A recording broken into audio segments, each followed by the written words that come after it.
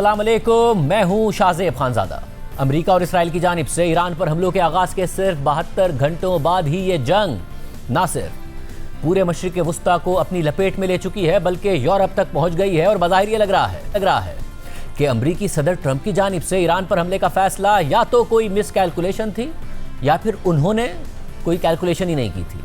और इसराइली वज़ीर आज़म नेतन्याहू ने सदर ट्रंप के ज़रिए अमरीका को इस जंग में धकेल दिया है। हालांकि अमरीका और इसराइल के हाथों शहादत से चंद हफ्ते पहले ही ईरान के सुप्रीम लीडर आयतुल्लाह ख़ामनेई ने वाज़ेह कर दिया था कि अगर ईरान पर हमला हुआ तो ये जंग पूरे खित्ते तक फैल जाएगी। और अब ठीक ऐसा ही होता नजर आ रहा है। ईरान और इसराइल समेत सऊदी अरब, कतर, कुवैत, बहरीन, लबनान और इराक समेत पूरा खित्ता अब एक बड़ी जंग का हिस्सा बन चुका है। और इस जंग के असरात सिर्फ मशरिक़ वुस्ता तक महदूद नहीं है बल्कि पूरी दुनिया की मईशत और सरगर्मियां मुतासिर हो रही हैं। और सिर्फ 3 दिन के अंदर ही ईरान के तबाहकुन हमलों ने खलीजी ममालिक की सयाहत की सनत को मफलूज कर दिया है। तेल और गैस की मुतादिद तनसीबात को बंद कर दिया है। तेल और गैस की तिजारत को रोक कर रख दिया है। ईरान ने खित्ते के अमरीकी अड्डों पर सैकड़ों मिसाइल्स दागे हैं। कम से कम 6 अमरीकी फौजी मारे गए हैं।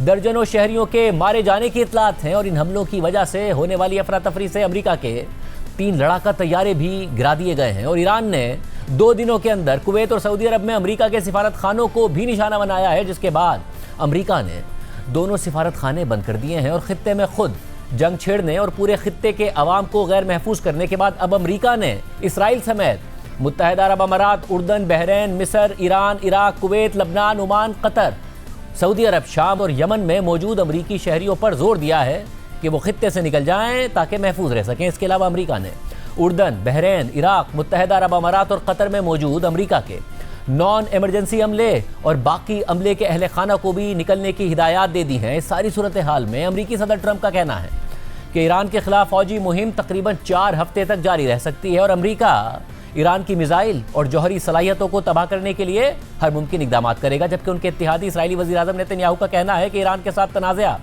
एक ना ख़त्म होने वाली जंग नहीं है। लेकिन माहिरीन का ख्याल है कि ये बयानात बिल्कुल हकीकत के बरक्स हैं। यूनिवर्सिटी ऑफ शिकागो में सियासियात के प्रोफेसर रॉबर्ट पेप का कहना है कि अमरीका इस वक्त कशीदगी के जाल में फंस चुका है। पिछले 100 बरस में ये तरीका कभी कामयाब नहीं हुआ। सदर ट्रंप इस वक्त तारीख की मुखालिफ सिमत में खड़े हैं और जंग शुरू करते हुए ऐसा लगता है कि जो स्मार्ट बॉम्ब्स हमने फेंके हैं उससे हमें कामयाबी हासिल हो जाएगी, मगर ऐसा होता नहीं है। बल्कि ये बॉम्ब जहां फेंके जाते हैं वहां की सियासत बदल जाती है और हुकूमत और अवाम को मुत्तहिद कर देती है। We are now in the grip of the escalation trap or the हम इस वक्त कशीदगी के जाल में फंस चुके हैं, या यूं कहिए कि स्मार्ट बॉम्ब के जाल में, जहां 100% अस्करी कामयाबी का एक फरेब पैदा हो जाता है, जो इस माना में वाक़ई होती है कि जब हम बॉम्ब गिराते हैं और ऐलान करते हैं कि हमारा मकसद हुकूमत की तब्दीली है तो हमारे पास फ़ज़ाई हमलों के सिवा और कोई ज़रिया नहीं होता। लेकिन पिछले 100 बरस में ये तरीक़ा कभी कामयाब नहीं हुआ। सदर ट्रंप इस वक्त तारीखी तजुर्बे की मुखालिफ समत में खड़े हैं। स्मार्ट बमों से ये गुमान है कि वो अपने हदफ को तकरीबन मुकम्मल दुरुस्तगी के साथ तबाह कर देते हैं। मसला ये है कि जब ये बम गिरते हैं तो वो हदफ मुल्क की सियासत को बदल देते हैं। वो हुकूमत के अंदर कौम परस्ती को भड़का देते हैं। वो मुआशरे में कौम परस्ती को उभार देते हैं और यूं हुकूमत और मुआशरा दोनों को फ़ज़ाई हमला करने वाले के खिलाफ एक कर देते हैं। और यही कुछ आप इस वक्त देख रहे हैं, क्योंकि अब मुआशरा और हुकूमत ज्यादा खतरनाक इक़दाम कर रहे हैं। वो ऐसे काम कर रहे हैं जिनकी पहले किसी ने तवक्को नहीं की थी। बदतरीन सूरत हाल का अंदाजा न लगा पाना, ये गलती स्मार्ट बमों के मामले में कई बार हो चुकी है। गुज़श्ता 36 घंटों में भी यही कुछ हुआ है। ऐसे में ईरान के खिलाफ अमरीका और इसराइल की फौजी कार्रवाइयां मुसलसल चौथे दिन भी जारी हैं। मगर अमरीका और इसराइल के ताबड़तोड़ हमलों के बावजूद खित्ते भर में ईरान के मिसाइल्स और ड्रोन्स की बूछाड़ अब भी बिला तातुल जारी है। और अब यह खदशा जाहिर किया जा रहा है कि अरब ममालिक की जानिब से ईरानी मिसाइल्स और ड्रोन्स को रोकने की सलाहियत भी मुसलसल ख़त्म होती जा रही है और उनके मिसाइल इंटरसेप्टर्स ख़त्म हो रहे हैं। जहां खित्ते भर में ईरान के जवाबी हमले जारी हैं, वहीं इसराइल और अमेरिका ने भी ईरान के खिलाफ अपनी कार्रवाइयों को मजीद तेज़ कर दिया है। और यह तवक्को की जा रही है कि अमेरिका अगले 24 घंटों के दौरान अपने हमलों में मजीद इजाफा कर सकता है। मगर साथ ही इसराइल ने लबनान में भी एक नया मुहाज खोल दिया है और कल से बैरूत समेत लबनान के मुख्तलिफ इलाकों में शदीद बमबारी के बाद अब इसराइल की ज़मीनी अफवाज भी लबनान में दाखिल हो गई हैं। और बैरूत में इसराइल की बमबारी के बाद सामने आने वाली वीडियोज़ में शहर में सियाह धुएं के बादल उठते हुए देखे जा सकते हैं और धमाकों की आवाज़ें भी सुनी जा सकती हैं। लबनान में इसराइली बमबारी से कम से कम 52 अफराद शहीद हो गए हैं और सैकड़ों जख्मी हैं, जबकि इसराइल के ज़मीनी फोर्सेस के दाखिल होने की वजह से लबनान के सरहदी इलाकों में एक बार फिर हज़ारों अफराद बेघर हो गए हैं। और अक़वाम मुत्तहिदा के कमीशन बराए इंसानी हुकूक के तर्जुमान बाबर बलोच के मुताबिक लबनान में अब तक बेघर होने वाले तकरीबन 30,000 अफराद को इज्तमाई शेल्टर्स में ठहराया गया है। लबनान के साथ साथ इसराइली फोर्सेस ईरान में भी मुसलसल बमबारी कर रही हैं, ख़ासतौर पर तेहरान में, जहां आज भी हमले रिपोर्ट हुए हैं। तेहरान में ताज़ा हमलों के बाद की वीडियोज़ में तबाहशुदा इमारतें और गाड़ियाँ देखी जा सकती हैं, जबकि इमदादी टीमें जाए वक़ुआ पर मौजूद हैं और इमदादी सरगर्मियाँ जारी हैं। साथ ही आज ईरान के शहर कुम में अमेरिका और इसराइल ने ईरान की मजलिस खुबरगान रहबरी की पुरानी बिल्डिंग को निशाना बनाया है। प्रेस टीवी की जानिब से तबाही की वीडियो भी जारी की गई है, जिसमें तबाही के मनाज़िर देखे जा सकते हैं। इसके अलावा ईरानी मीडिया के मुताबिक आज ईरान के मगरबी शहर हमदान के रिहायशी इलाकों में अमेरिका और इसराइल के हमलों के दौरान कम अज़ कम 5 अफराद शहीद हो गए हैं और 25 से ज़ायद ज़ख्मी हैं, जबकि ईरान की हिलाल अहमर के मुताबिक गुज़िश्ता 4 दिनों के दौरान अमेरिका और इसराइल की मुश्तरका बमबारी के दौरान ईरान के कम अज़ कम 153 शहरों में 500 से ज़ायद मकामात को निशाना बनाया गया और इस दौरान रिकॉर्ड किए गए हमलों की तादाद 1039 तक पहुंच गई है। और अब तक ईरान भर में इसराइल और अमेरिका की जारहियत से होने वाली शहादतें 787 तक पहुंच गई हैं, जिनमें मिनाब की प्राइमरी स्कूल में पढ़ने वाली 168 बच्चियां भी शामिल हैं, जिनकी आज नमाज जनाजा अदा कर दी गई है। इस हवाले से सामने आने वाली वीडियोज़ में लोगों की एक इंतहाई बड़ी तादाद को देखा जा सकता है और मिनाब शहर के मरकज़ में हज़ारों की तादाद में ईरानी शहरी शहीद होने वाली मासूम बच्चियों की तस्वीर के साथ गमज़दा खड़े दिखाई देते हैं। मिनाब में शहीद स्कूल की तालिबात की तदफीन के हवाले से ईरानी वज़ीर ख़ारजा अब्बास इराक़ची ने एक्स पर पोस्ट करते हुए कब्रों की तस्वीर शेयर की और उस पर लिखा कि यह कब्रें उन 160 से ज़्यादा मासूम लड़कियों के लिए खोदी जा रही हैं जो एक प्राइमरी स्कूल पर अमेरिका और इसराइल की बमबारी के दौरान शहीद हो गईं और उनके जिस्म टुकड़ों में बिखर गए। सदर ट्रंप ने ईरानी अवाम को रेस्क्यू करने का जो वादा किया था, उसकी हकीकत यह है कि गजा से लेकर मिनाब तक मासूम अफराद को सफाकी से कत्ल किया जा रहा है, जबकि अक़वाम मुत्तहिदा के इंसानी हुकूक के दफ्तर ने किसी का नाम लिए बगैर स्कूल पर हमले की जिम्मेदार फोर्सेस पर जोर दिया है कि वो इस हौलनाक वाक़े की तहकीकात करें और मालूमात शेयर करें। इसके अलावा सैटेलाइट इमेजेस में मशरिकी ईरान में पाकिस्तान की सरहद के करीब वाक़े जाहिदान एयरबेस पर हमलों के बाद रेडार सिस्टम की तबाही देखी जा सकती है, जबकि ईरानी फ़ौज के मुताबिक किरमान सूबे में एक फ़ौजी अड्डे पर हमले में 13 ईरानी फ़ौजी मारे गए हैं। इस सारी सूरत हाल में इंटरनेशनल एटॉमिक एनर्जी एजेंसी ने इब्तिदाई तरदीद के बाद अब इस बात की तस्दीक कर दी है कि अमेरिका और इसराइल के हमलों के नतीजे में ईरान की नेतन्स न्यूक्लियर साइट को नुकसान पहुंचा है और उन्होंने ये तस्दीक सैटेलाइट तस्वीर की बुनियाद पर की है, जिनमें साइट को पहुंचने वाला नुकसान देखा जा सकता है, जिसके बाद ताबकारी फैलने का खतरा भी बढ़ गया है। सूरत हाल पर आज ईरान के सदर मसूद पेज़ेश्कियान ने एक्स पर पोस्ट करते हुए लिखा कि हम अपने गवर्नर्स के साथ बराह रास्त राब्ते में हैं। ये सूरत हाल गैर मामूली है, लेकिन हमारा मुल्क रुका नहीं है, पूरे मुल्क की सरगर्मियाँ जारी हैं। मसूद पेज़ेश्कियान ने मजीद लिखा कि सूबों को ज़रूरी इख्तियारात मिलने की वजह से फैसले मकामी हालात के मुताबिक जल्दी हो रहे हैं। कौमी यकजहती हमारा सबसे बड़ा असासा है। इस सारी सूरत हाल में इसराइल और अमेरिका की जानिब से ईरान की दिफाई तनसीबात पर मुसलसल बमबारी के बावजूद ईरान भी मुसलसल चौथे दिन इसराइल समेत खित्ते भर में मिसाइल्स और ड्रोन्स के जरिए हमले कर रहा है। और आम बात यह है कि खुद ईरानी वज़ीर ख़ारजा अब्बास इराक़ची के मुताबिक ईरान ने एक ऐसी फ़ौजी दिफाई हिकमत अमली अपनाई है जिसके तहत ईरान ने एक डिसेंट्रलाइज्ड सिस्टम अपनाते हुए मुल्क के मुख्तलिफ हिस्सों से मिसाइल और ड्रोन फायर करने के लिए खुफिया फ़ौजी यूनिट्स बनाए हैं।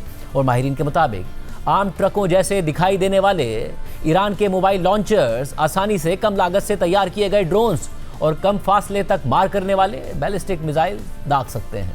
और इसी हिकमत अमली को अपनाते हुए आज भी इसराइल के मुख्तलिफ शहरों में ईरानी मिसाइल गिरे हैं। इन हमलों की वीडियोज़ भी सामने आ रही हैं। इसराइल के शहर बेयरशिबा से सामने आने वाली इस CCTV फुटेज में देखा जा सकता है कि सायरन की आवाज़ों के दौरान एक ईरानी मिसाइल शहर को हिट करता है, जिसके बाद एक बड़ा धमाका होता है और बिल्डिंग्स के करीब से धुएं का एक गहरा बादल उठता है। जबकि इजरायली फ़ौज ने आज सेंट्रल इसराइल में ईरानी मिसाइल हमलों की इतला दी है और उनसे बचने के लिए वार्निंग्स जारी की हैं। जबकि लबनान में ईरानी हिमायत याफ्ता ग्रुप हिजबुल्लाह ने इसराइल की तरफ मुतादिद मिसाइल फायर किए हैं। ईरान इसराइल समेत खित्ते भर में अमरीकी अहदाफ को भी मुसलसल निशाना बना रहा है। और कल कुवैत में अमरीकी सिफारत खाने के बाद आज सुबह 2 ईरानी ड्रोन्स ने सऊदी अरब के दारुल हुकूमत रियाज में अमरीकी सिफारत खाने को निशाना बनाया, जिससे सिफारत खाने में आग भड़क उठी और इमारत को नुकसान पहुंचा, ताहम किसी जानी नुकसान की इत्तला सामने नहीं आई। रियाज में अमरीकी सिफारत खाने पर ड्रोन हमले के बाद आग भड़कने के मनाजिर देखे जा सकते हैं, जबकि सऊदी अरब में अमरीकी सिफारत खाने ने सऊदी अरब के मशरक़ी हिस्सों में भी फौरी हमलों की वार्निंग दी है, जबकि ओमान पर भी मुतादिद हमले किए गए हैं, जिनमें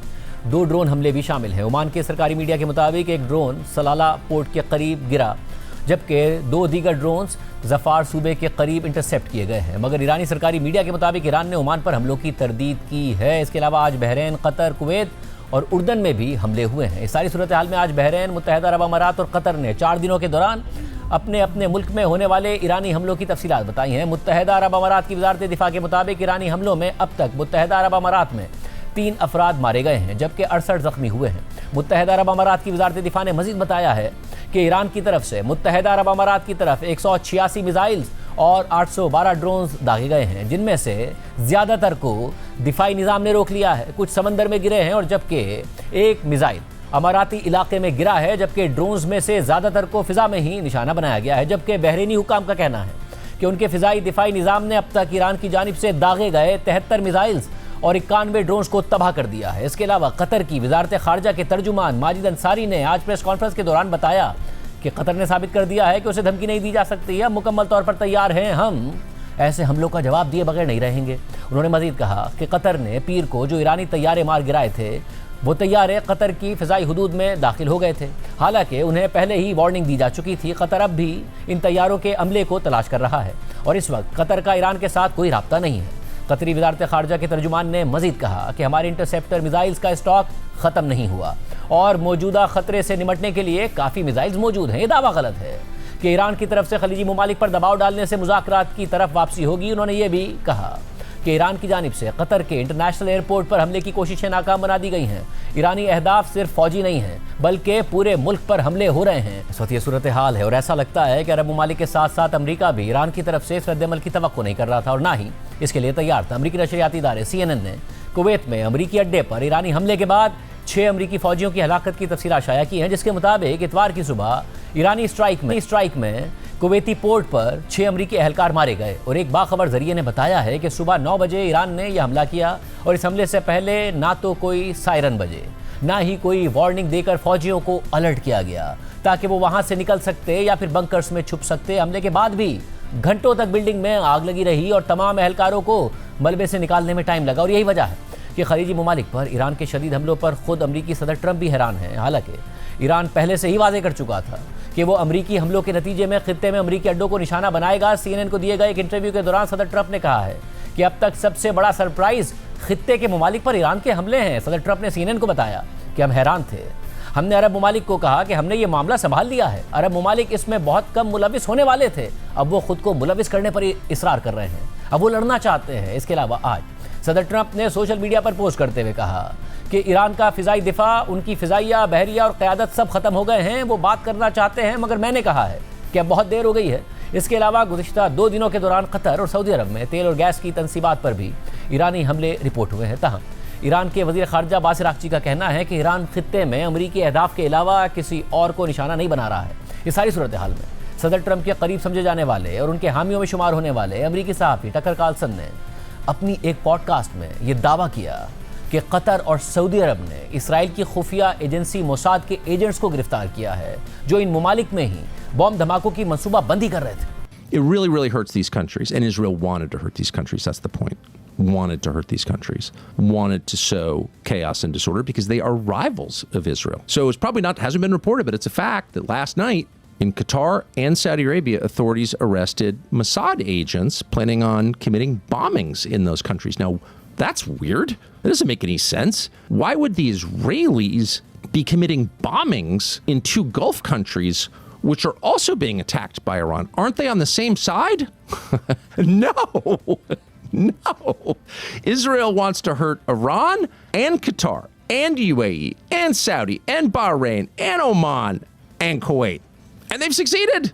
इस हवाले से आज कतर की वजारत खारजा के तर्जुमान ने तरदीद की है और कहा है कि उनके पास अपने मुल्क में किसी मुसाद सेल से मुताल्लिक कोई मालूमात नहीं है। इसके अलावा ईरान के नायब वजीर खारजा ने कहा है कि हमने अपने सऊदी भाइयों को आगाह कर दिया है कि सऊदी अरब की ऑयल फील्ड्स पर जो हमले हुए उनमें ईरान मुलविस नहीं है। इसके बाद इस शक में इजाफा हो रहा है कि क्या इसराइल जंग को फैलाने के लिए ऐसा कुछ कर रहा है। इस वक्त सबसे अहम बात यह है कि गुज़िश्ता साल भी अमेरिका ने ईरान पर जौहरी मुआहदे के लिए दबाव डाला था और फिर इसी दबाव के साथ दोनों ममालिक के दरमियान मुज़ाकरात के 6 दौर हुए थे, मगर फिर जून में मुज़ाकरात के दौरान ही इसराइल ने ईरान पर हमला कर दिया था। फिर अमेरिका ने भी ईरान की जौहरी तंसीबात पर बमबारी की थी और ट्रंप ने दावा कर दिया था कि ईरान का जौहरी प्रोग्राम मुकम्मल तौर पर तबाह हो चुका है। मगर फिर गुज़िश्ता साल दिसंबर में इस्राएली वज़ीर आज़म नेतन्याहू की अमेरिका में सदर ट्रंप से गैर मामूली मुलाकात होती है और इसी माह के आखिर में ईरान में महंगाई के खिलाफ मुजाहिरे शुरू हो जाते हैं, जिनमें जनवरी के आगाज़ में शिद्दत आने के बाद ट्रंप भी मैदान में आ जाते हैं और मुजाहिरीन के खिलाफ क्रैकडाउन की सूरत में ईरान पर हमलों की धमकियाँ देते हैं। और इस सिलसिले में खित्ते में अमरीकी फौजी सरगर्मियों में भी इजाफा हो जाता है। मगर फिर फरवरी तक ट्रंप मुजाहिरीन से आगे बढ़ जाते हैं और एक बार फिर ईरान से जौहरी और मिसाइल प्रोग्राम पर मुआहदे के लिए दबाव डालते हैं और एक बार फिर ईरान मुज़ाकरात के लिए तैयार हो जाता है और दोनों ममालिक के दरमियान मुज़ाकरात के 3 दौर होते हैं। मगर इन मुज़ाकरात के दौरान ही जब सालिस मुल्क ओमान मस्बत पेशरफ्त की उम्मीद जाहिर करता है और अगले हफ्ते दोबारा बातचीत का ऐलान करता है, तो एक बार फिर इसराइल और अमेरिका ईरान पर हमला कर देते हैं, उसके सुप्रीम लीडर को शहीद कर देते हैं और ये जवाब देते हैं कि ईरान से उन्हें खतरा है। हालांकि इस हमले से पहले खुद अमेरिका की वजारत दिफा ने अमेरिकी कांग्रेस के स्टाफ को पसे पर्दा ब्रीफिंग में बताया था कि ईरान का अमेरिकी फोर्सेस पर पहले हमले का कोई मंसूबा नहीं है। मगर इसके बावजूद अमेरिका ईरान पर हमला कर देता है और अमेरिकी वजीर खारजा मार्को रूबियो ने अब तस्लीम कर लिया है कि असल में इसराइल हर हाल में ईरान पर हमला करने जा रहा था और अगर ईरान पर हमला होता तो ईरान हम पर हमला कर देता और इसी हमले से बचने के लिए हमने पहले ईरान पर हमला कर दिया। There absolutely was an imminent threat, and the imminent threat was that we knew that if Iran was attacked, and we believed they would be attacked, that they would immediately come after us. And we were not going to sit there and absorb a blow before we responded, because the Department of War assessed that if we did that, if we waited for them to hit us first after they were attacked, and by someone else, Israel attacked them, they hit us first, and we waited for them to hit us, we would suffer more casualties and more deaths. We went proactively in a defensive way to prevent them from inflicting higher damage. Had we not done so, there would have been hearings on Capitol Hill about how we knew that this was going to happen and we didn't act preemptively to prevent more casualties and more loss of life. यानी Israel गुज़िश्ता कई दिनों से America को इस जंग में घसीट रहा था और अब बिलाखिर इसराइल के मंसूबों के मुताबिक खित्ते में एक बार फिर जंग का माहौल है और इस दफ़ा पूरा मशरिक़ वस्ता ही इस जंग का शिकार हो चुका है। और आयतुल्ला खामनाई ने अपनी शहादत से पहले ही कहा था कि अगर ईरान पर हमला हुआ तो ये पूरे खित्ते की जंग बन जाएगी। ما شروع کننده نیستیم، ما به کسی ظلم نمیخوایم بکنیم، به کشوری حمله نمیخوایم بکنیم، اما در مقابل اون کسی که طمع داشته باشه حمله بخواد بکنه، اذیت بکنه، ملت ایران مشت محکمی به او خواهد زد. آمریکایی‌ها بدونن که اگر این دفعه جنگی را بندازن، این جنگ منطقه‌ای خواهد.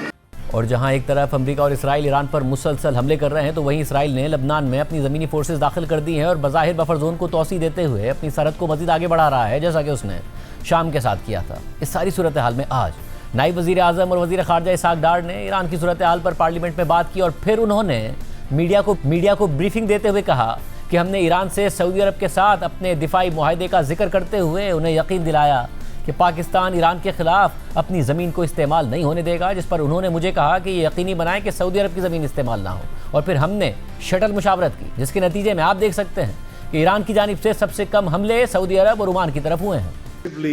पोजीशन स्टेबल है सऊदी अरेबिया में। उसकी वजह यह है कि पाकिस्तान ने जब ये हुआ तो मैं वहाँ था, तो मैंने जब अब्बास अराग़ची साहब से बात की तो आज जैसे आपको मालूम है कि हमारा एक डिफेंस पैक्ट भी है, सितंबर पिछले साल हुआ था, तो मैंने उनको ये बावर करवाया था कि हमारा डिफेंस एग्रीमेंट है, तो इसलिए आपको ज़रा मुहतात यहाँ हो। तो उनकी ये थी कि जी इनको फिर आप श्योर कर लें कि ये सऊदी अरेबिया की जो सरजमीन है वो किसी किस्म की फैसिलिटेशन के लिए ईरान के ऊपर हमले के लिए इस्तेमाल नहीं होगी। तो वो मेरी फिर शटल कम्युनिकेशन हुई सऊदी अथॉरिटीज़ के साथ, उनके फॉरेन मिनिस्टर साहब के साथ, और इसी तरह ईरान के साथ हमारी शटल कम्युनिकेशन हुई और जिसके नतीजे में आप अगर देखेंगे तो सबसे जो कम मूवमेंट जो ईरान की तरफ से जो अटैक या कोई मिसाइल इस तरह ड्रोन वो मिनिमम है वो सऊदी अरेबिया में। और ओमान, जैसे ओमान तो मीडिएट कर रहा था, तो ऑब्वियसली ओमान को तो बिल्कुल उन्होंने टच नहीं किया पूरे रीजन में। प्रोग्राम में एक ब्रेक शामिल करते हैं, उसके बाद जिक्र होगा कि ईरान के पास मिसाइल्स की तादाद कितनी है, ड्रोन्स की तादाद कितनी है और अरब ममालिक के पास इंटरसेप्टर्स कितने हैं, इसराइल और अमेरिका के पास कितने हैं, कौन आगे निकल रहा है। सारे नंबर्स और तफसीलात आपके सामने रखेंगे एक ब्रेक के बाद।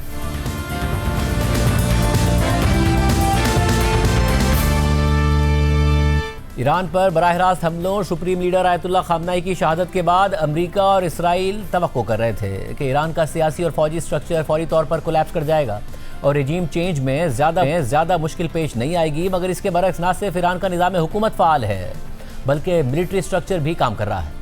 ईरान 4 दिन से खित्ते में अमरीकी अहदाफ और इसराइली सरजमीन को देसी साख्ता बैलिस्टिक मिसाइल्स और कम कीमत वाले ड्रोन से बराह रास्त निशाना बना रहा है और रोज़ाना सैकड़ों ड्रोन्स और मिसाइल दाग रहा है, जिन्हें रोकने के लिए अमरीका और खलीजी ममालिक महंगे फ़िज़ाई दिफाई निज़ाम और इंटरसेप्टर्स मिसाइल्स का इस्तेमाल कर रहे हैं, जो रिपोर्ट्स के मुताबिक अमरीका और खलीजी ममालिक के पास महदूद तादाद में दस्तियाब हैं और खलीजी ममालिक जल्द दबाव में आ सकते हैं। लिहाजा इस जंग के नतीजे का इन्हिसार इस बात पर हो सकता है कि कौन ज़्यादा देर तक मैदान जंग में टिका रहता है और पहले कौन से फरीक के पास हथियारों और मिसाइल्स का ज़ख़ीरा ख़त्म हो जाता है। ईरान अपने मिसाइल प्रोग्राम को दुश्मनों के खिलाफ डिटरेंस के हवाले से रीढ़ की हड्डी करार देता है। ईरान के पास महदूद रेंज के साथ साथ दूर तक मार करने वाले मिसाइल्स के ज़खायर मौजूद हैं और ड्रोन्स की भी बड़ी तादाद मौजूद है। अल जज़ीरा के मुताबिक ईरान की मिसाइल फोर्स को दिफाई तज्ज़ियाकार मशरिक़ वस्ता की सबसे बड़ी और मुख्तलिफ सलाहियतों वाली फोर्स करार देते हैं, जो बैलिस्टिक और क्रूज़ मिसाइल्स पर मुश्तमिल है और ये इस तरह डिज़ाइन की गई है कि जदीद एयरफोर्स के बगैर भी ईरान को इसराइल और अमरीकी अहदाफ तक रसाई फराहम करे। ईरान के तवील तरीन फासले तक मार करने वाले बैलिस्टिक मिसाइल 2000 किलोमीटर से 2500 किलोमीटर तक सफ़र कर सकते हैं। इसका मतलब है कि ये मिसाइल इसराइल और खलीजी ममालिक में अमरीकी अड्डों और पूरे खित्ते के ज़्यादातर हिस्से तक पहुँच सकते हैं। इसी तरह ईरान के दरमियाने फासले तक मार करने वाले बैलिस्टिक मिसाइल की रेंज 1500 से 2000 किलोमीटर तक है। इन मिसाइलों में शहाब 3, इमाद, गदर 1, सजील और जदीद मिसाइल खैबर शिकन भी शामिल है, जबकि मुख्तसर फासले तक मार करने वाले ईरानी बैलिस्टिक मिसाइलों की रेंज 150 किलोमीटर से 800 किलोमीटर के दरमियान है, जो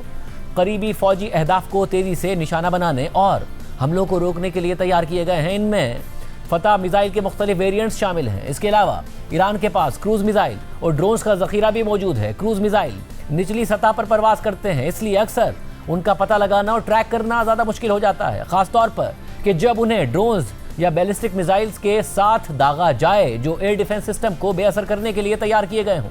इसी तरह ड्रोन्स ईरानी अफवाज के लिए दुश्मन पर दबाव बढ़ाने की एक और लेयर फराहम करते हैं।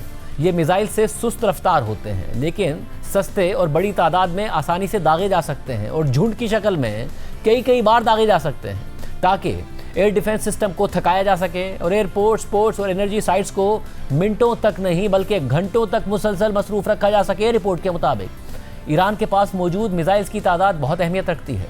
ईरान ने सालों लगाकर अपने मिसाइल प्रोग्राम के कुछ हिस्सों को मुल्क भर में ज़ेर ज़मीन सुरंगों, मख्फी अड्डों और लॉन्च के महफूज मकामात के ज़रिए मजबूत बनाया है। इस नेटवर्क से ईरान के मुखालिफिन ये फ़र्ज़ करने पर मजबूर हो गए हैं कि बड़े पैमाने पर पहले हमले की लहर के बाद भी ईरान के पास कुछ ना कुछ सलाहियत बाकी रहेगी, जिससे जंगी सूरत हाल के तूल पकड़ने के इम्कानात रहेंगे।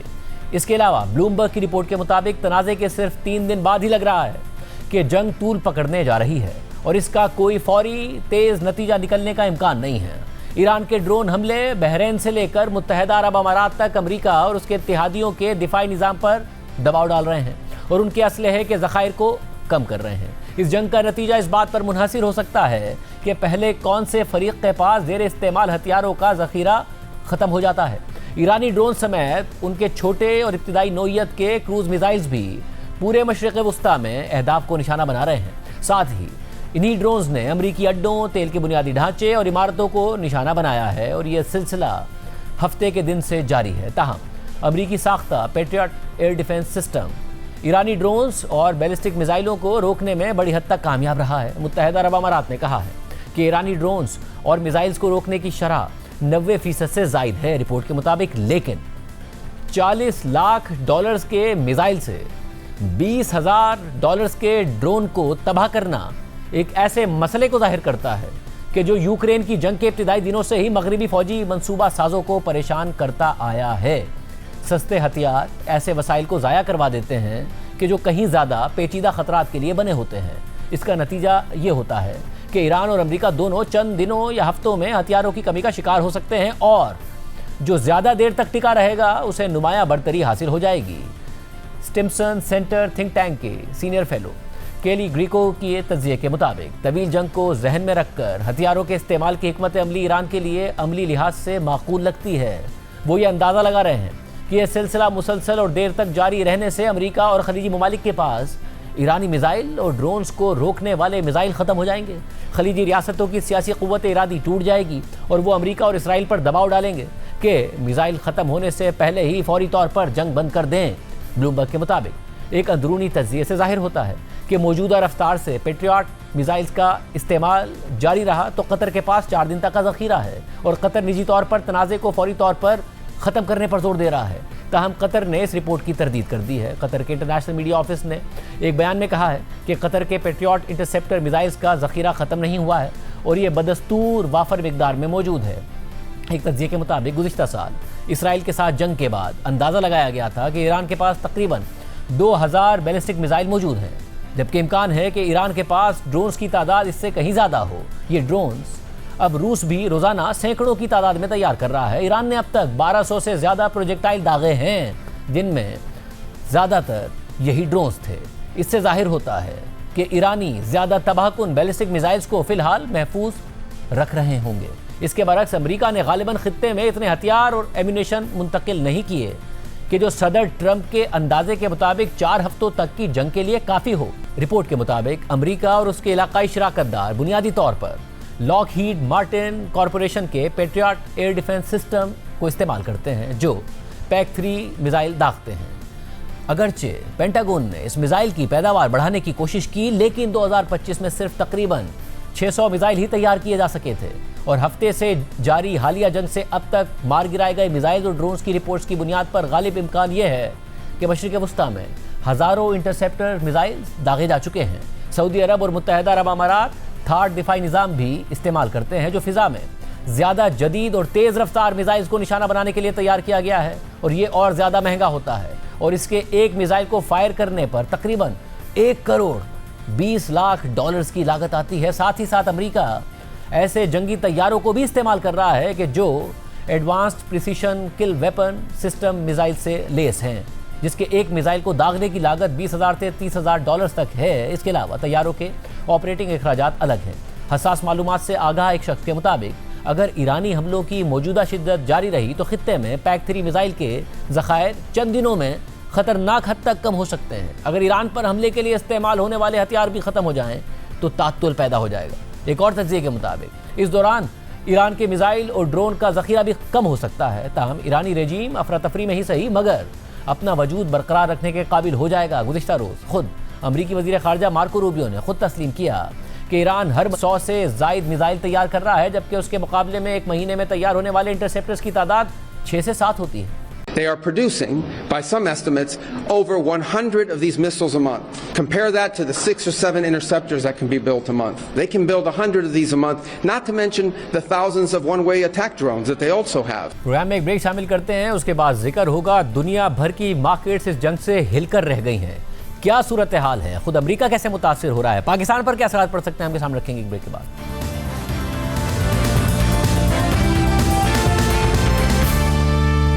इस वक्त सारी दुनिया की तवज्जो मशरिक़ वस्ता के ममालिक के साथ साथ उसके समंदर पर भी है। ईरान और ओमान के दरमियान समंदर का बारीक रास्ता, जिसे स्ट्रेट ऑफ हुर्मुस या आबनाए हुर्मुस कहा जाता है, इस वक्त अमली तौर पर बंद है। यानी वो रास्ता जहाँ से दुनिया भर का 20% तेल और गैस गुजरता है, वहाँ से इस वक्त तिजारत बंद है।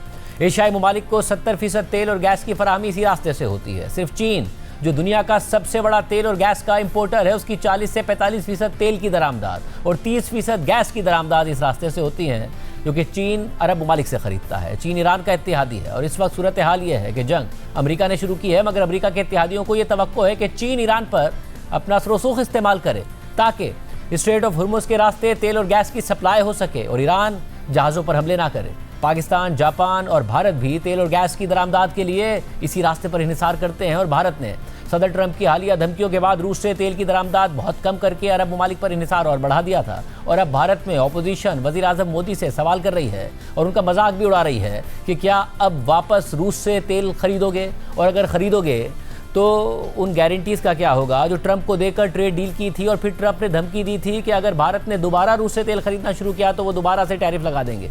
इस वक्त सूरत हाल ये है कि पासदारान इनकलाब के कमांडर इब्राहिम जबारी ने धमकी दी है कि स्ट्रेट ऑफ हुर्मुस से कोई जहाज़ नहीं गुजरने दिया जाएगा और जो जहाज़ गुजरेगा उसे आग लगा देंगे। तेल की कीमत $81 तक पहुंच चुकी है और दुनिया यकीनन इसके कम से कम $200 तक पहुंचने का इंतजार कर रही है। अब नए हुर्मुज़ बंद कर दी गई है। हमारे हीरो इस्लामी इनकलाब गार्ड कोर, बहरिया और फौज इस अब नए हुर्मुज़ से गुजरने की कोशिश करने वाले हर जहाज को आग लगा देंगे। हम इस खित्ते में इनकी तेल की पाइपलाइनों को भी निशाना बनाएंगे और जब तक हम दुश्मन पर दबाव न डाल लें, इस खित्ते से तेल की बरामदात की इजाजत नहीं देंगे। अमेरिका पर खरबों डॉलर्स के कर्जे हैं और वो इस खित्ते के तेल के लिए बेचैन हैं। इन्हें एक कतरा भी नहीं मिलेगा। अब सैकड़ों समुद्री जहाज स्ट्रेट ऑफ हुर्मुज़ के आसपास के इलाकों में लगरअंदाज हो गए हैं। जहाज़ों के मालिक और ब्रोकर्स LNG ले जाने के लिए $2 लाख योमिया मांग रहे हैं, जो ईरान पर हमले के बाद दुगना रेट है। और फिर ईरानी हमलों के बाद कतर ने तो LNG की प्रोडक्शन ही बंद कर दी है, जिसके बाद गैस की कीमतें आसमान से बातें कर रही हैं। और कल तो अमरीकी स्टॉक मार्केट इतनी नहीं गिरी, मगर आज जंग को तवील होता देखकर और एनर्जी मार्केट्स में बढ़ती कीमतें देखकर इब्तिदा में ही 1100 पॉइंट्स गिर गई थी और इस वक्त भी 600 से ज़ायद पॉइंट्स माइनस है। और आज रॉयटर्स ने ये रिपोर्ट किया है कि भारतीय हुकूमत ने कतर की LNG पैदावार बंद होने के बाद इंडस्ट्रीज को गैस की सप्लाई कम कर दी है, जबकि हुकूमत पाकिस्तान ने भी इस हवाले से कमेटी बना दी है। ताहम वज़ारत पेट्रोलियम का कहना है कि पाकिस्तान के पास 28 दिन के तेल के ज़खायर मौजूद हैं। अरब ममालिक से तिजारत करने वाले जहाज़ों की इंश्योरेंस की लागत कई गुना बढ़ने के खतरात पैदा हो गए। और हफ्ते के अमरीकी और इसराइली हमलों के बाद जब कल पहली बार मार्केट्स खुली तो यूरोपी गैस की कीमत 50% बढ़ गई और आज मजीद बढ़ गई है। ब्रेंट खाम तेल की कीमत कल 12% इजाफे के साथ खुली, फिर मुस्तहकम हुई और आज ब्रेंट क्रूड मजीद 9% इजाफे के साथ $85 फी बैरल की सतह उबूर कर गया था। एशिया में कोयले की कीमतें 2024 के बाद बुलंद तरीन सतह पर पहुंच चुकी हैं और इस सब की वजह अमेरिका और इसराइल के ईरान पर हमले और ईरान का रद्द अमल है, जिसने तिजारत को खतरे में डाल दिया है। आज के प्रोग्राम में इतना ही, दीजिए। अल्लाह हाफिज़।